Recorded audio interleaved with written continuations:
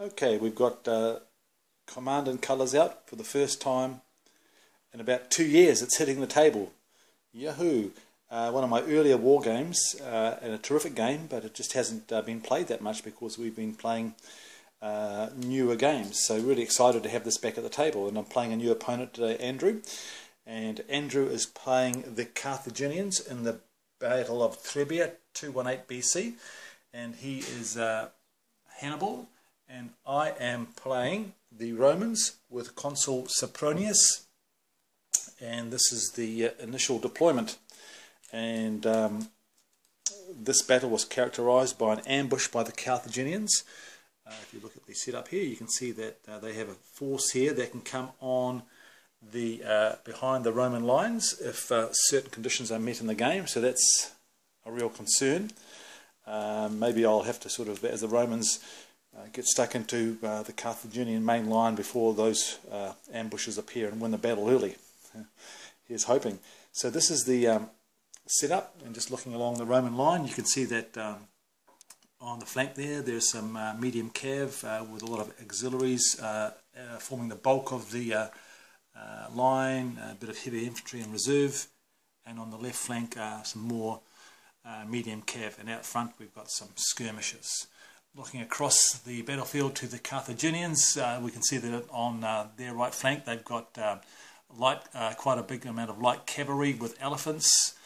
In the centre they've got their skirmishers out front with heavy infantry on both flanks of that infantry line, medium in the middle, and auxiliaries, a real mixture there. And on the left flank a strong cavalry force of medium cav and elephants. So quite a powerful force there. So here we go. This is the Battle of Trebbia. We'll come back and let you know how it goes.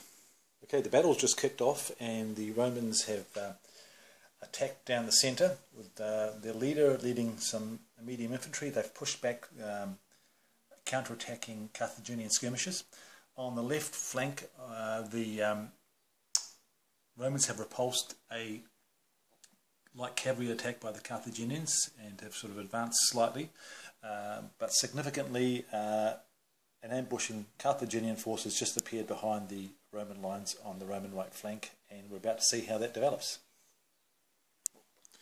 So Mago has led his medium cavalry and he's attacking some heavy infantry in the rear, and the war bands have gone in to hit the light infantry, and the war bands on the other side have gone in to attack some medium cavalry. So we'll see how this ambush pans out.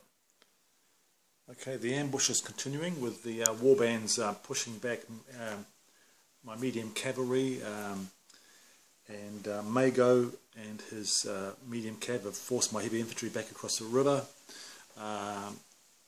I've elected not to fight back here but to push on in advance, and I've decimated his skirmishers, but they've hung on. So I think at the moment the odds are in the Carthaginians' favour at the moment, because I'm pushing on, but I'm heading into a pretty formed up line of infantry, and on the right there I'm in a precarious position. So interesting, poised, but I'm nervous. Okay, so we've just finished the first battle, and it's been a Roman victory. It was 7-3, and the Roman victory came when who was that? That was not Hannibal. That was Mago. His medium cavalry was attacked in the centre and destroyed, and he failed his leadership role, which gave the Romans 7 unit victories. The game was actually quite even.